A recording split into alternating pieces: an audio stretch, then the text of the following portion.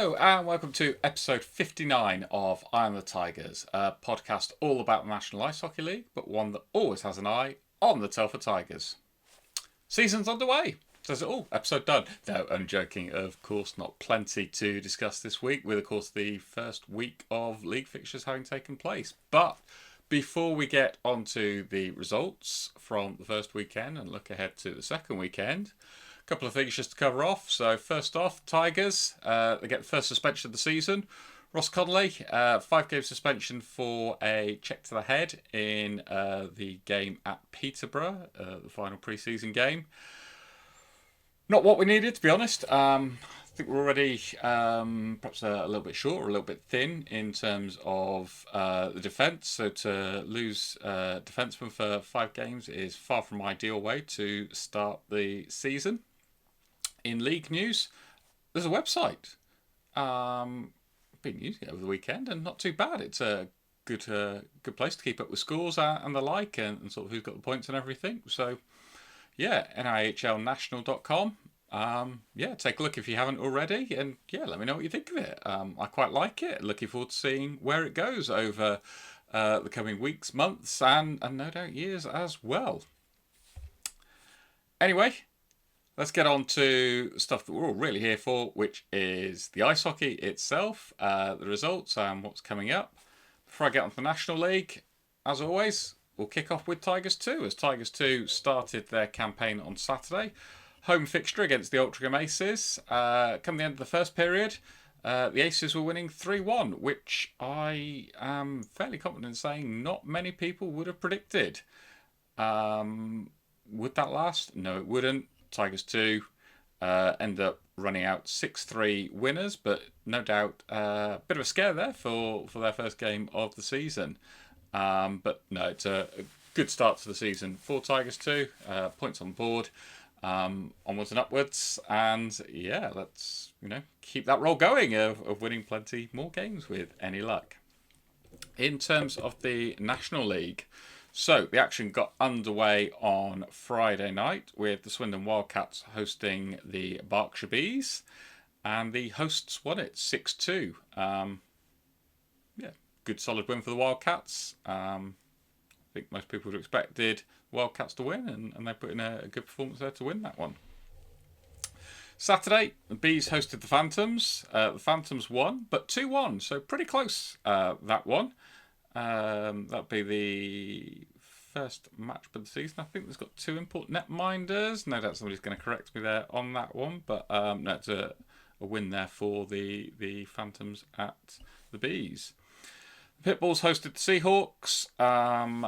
This was also an away win, a bit less close though. Pitbulls 4, Seahawks 11, and thanks to that new website, able to keep track of who's getting the points. 4+4 on the night for Emil Svetch, so not a bad start to the season. I think we could all agree on that.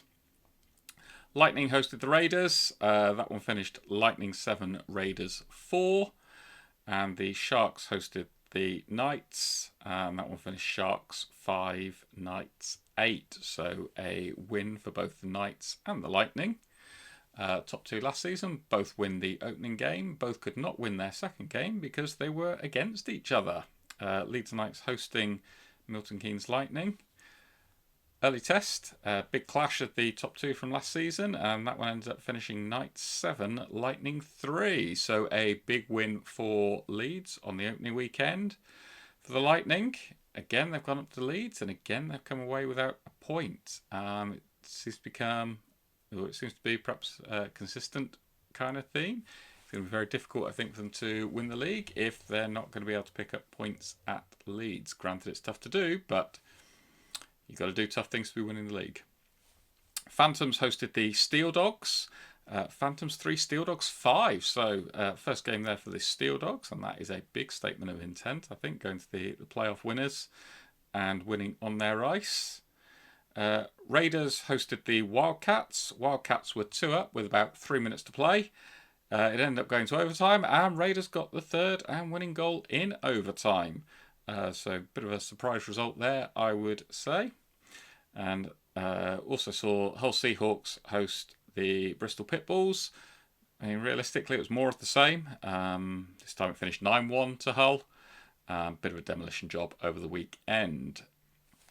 Last game, Telford Tigers. They hosted Solway Sharks. Got off to a good start, took the lead and scored.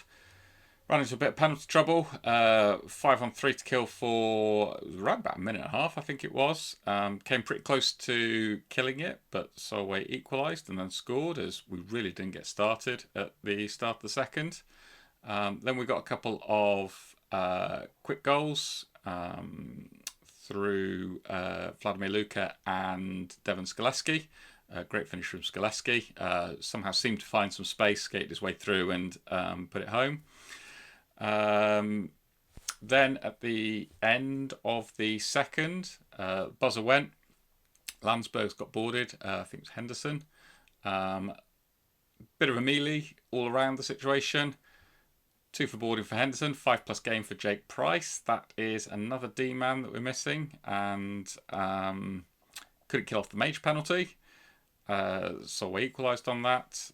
They got a couple more goals throughout the third to get into a 5-3 lead. A late goal from Scott McKenzie, tipped a shot from, I think it was Rhodes Mitchell-King.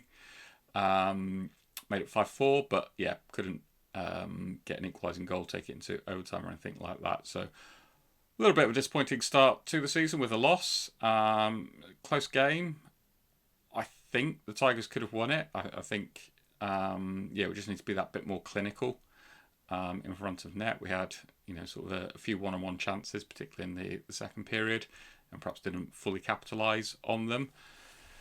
Jake Price, another D-man, far from ideal. I think we started to become really stretched on D. I mean, last night, of course I record on the Monday, last night we ended up with Harry Ferguson dropping back to play on D.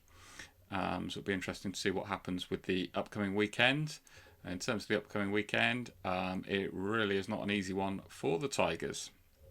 On Saturday night, we travel up to Hull to take on, certainly if last weekend is anything to go by, a rampant Hull Seahawks team who have already got 20 goals for the season.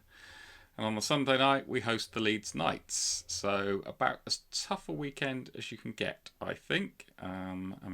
Leeds and Hull were my tips to be the top 2 come the end of the season. So that's a pretty tough weekend, and we're short on D. Yeah.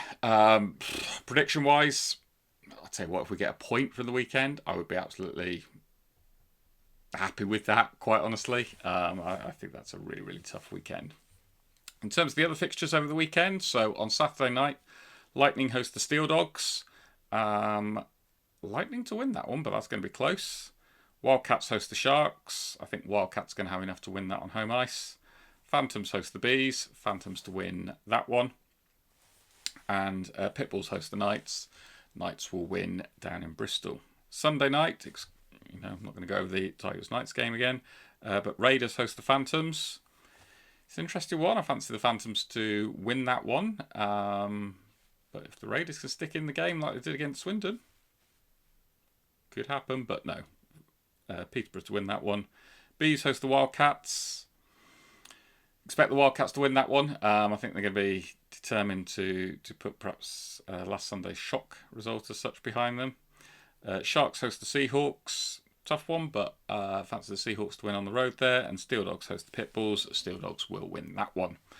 In terms of the game of the weekend, the one to look out for, I'm really interested on the Saturday night. Lightning against Steel Dogs.